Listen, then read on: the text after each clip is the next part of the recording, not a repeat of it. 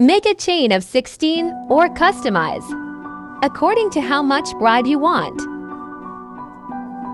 Half double crochet in all the rows.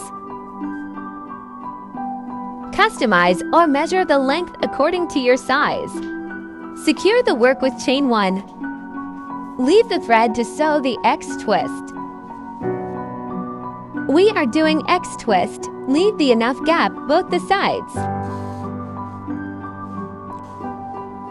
Take your time while sewing to not miss any gap. I hope you will like simple and easy headband.